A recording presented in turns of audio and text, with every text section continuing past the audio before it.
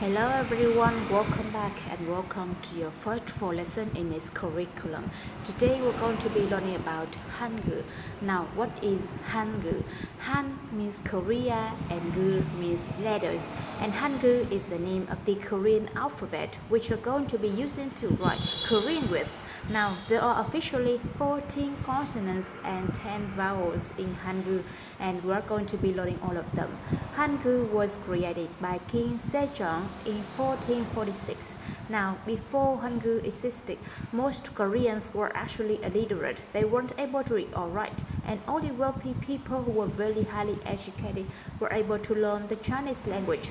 Now, fortunately, learning Hangul only takes a few hours, and we're actually going to be doing it faster than that in this course. But before we learn the alphabet, I wanted to talk about something that you might see called Romanization. Now, what is Romanization? It's writing Korean using the Roman alphabet or English alphabet.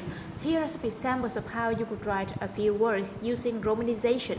Well, for Hangul you have these three: Hangul, Hangul or Hangul, and here's an example of a sentence. 한국어는 정말 재미있는 언어입니다. Written as, well, let's see if you can read that. And finally, Tongli Moon can be written as Dongli Moon, Toklip Moon, or Dog Rip Moon. And there are more. So the basic point is avoid Romanization. It cannot accurately represent Korean sounds, Korean meanings, or even the Korean spelling, and it will only hurt your progress the longer you stick with it.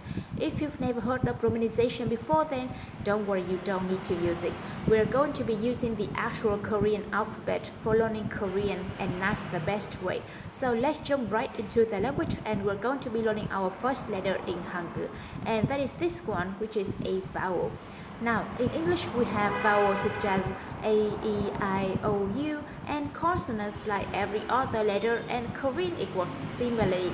You combine consonants together with vowels to form sounds. Now, this vowel actually has a sound of R, but you won't be able to hear that until we're adding a consonant. In Korean, every vowel needs a consonant in order to have a sound. Just writing a vowel or a consonant by itself in Korean has no sound. So before I can actually teach you this, we're going to need our first consonant.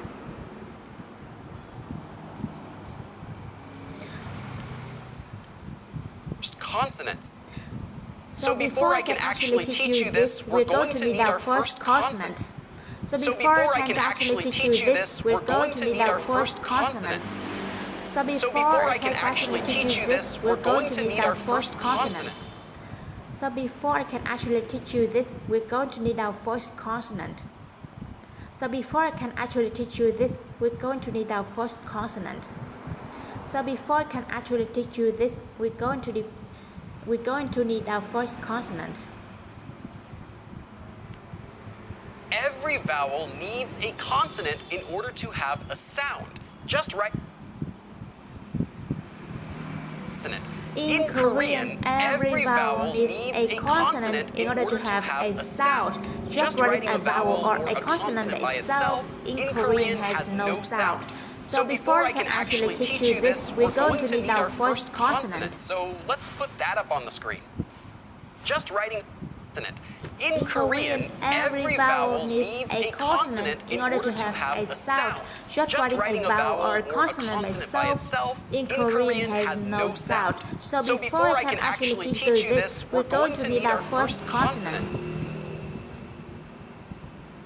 Just writing a vowel or a consonant. In Korean, every vowel needs a consonant in order to have a sound. Just writing a vowel or a consonant by itself in Korean has no sound. So before I can actually teach you this, we're going to need our first consonant. So let's put that up on